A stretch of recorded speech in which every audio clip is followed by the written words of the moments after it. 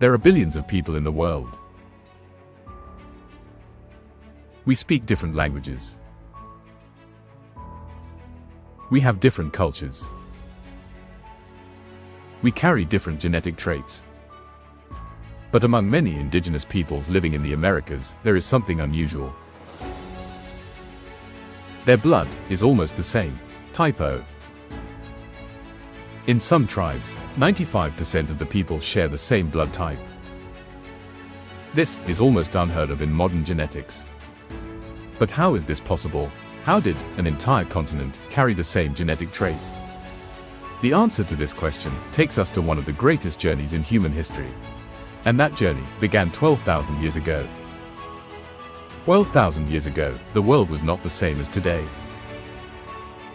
Much of the continents were covered by ice sheets kilometers thick.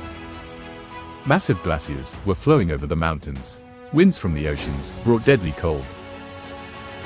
Sometimes, temperatures dropped to -30 degrees Celsius overnight. Living in this world was almost impossible. But humanity did not disappear. Humanity was not the strongest species on Earth. But in the brutal world of the Ice Age, survival was a battle fought every single day. Yet humans had a different power, intelligence, and perhaps even more importantly, the ability to work together. Humans hunted together. They followed the giant mammoths. They tracked herds of bison. And in that frozen world, they learned how to survive. But one day, humanity made a discovery that would change everything. During the Ice Age, much of the oceans froze. And sea levels were hundreds of meters lower than today. This revealed new land in some parts of the world. But among them, there was one that would change human history. A place that does not appear on maps today, but once existed. A massive land bridge between Asia and America. Scientists call it Beringia, or the Bering Land Bridge. This bridge connected Siberia to Alaska, a tundra hundreds of kilometers wide. On one side, Asia, on the other, a new world. America. Modern genetic science allows us to look deep into human history. Not just bones, not just ancient stone tools, but the human body itself. Its DNA. And when scientists began studying the indigenous peoples of the Americas, they noticed something very unusual. In North America, in Central America, and in South America, among communities living thousands of kilometers apart, the same genetic trace appeared again and again. Type O.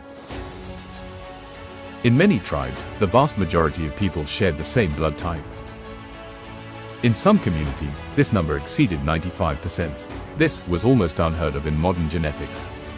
Because normally, across a continent this vast, blood types show much greater variation.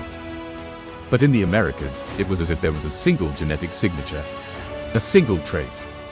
The answer to this mystery was hidden in a powerful concept in genetics: the founder effect.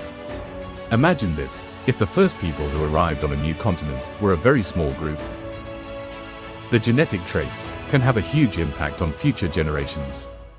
If most of that first group had blood type O, over time, that trait would become dominant across the population.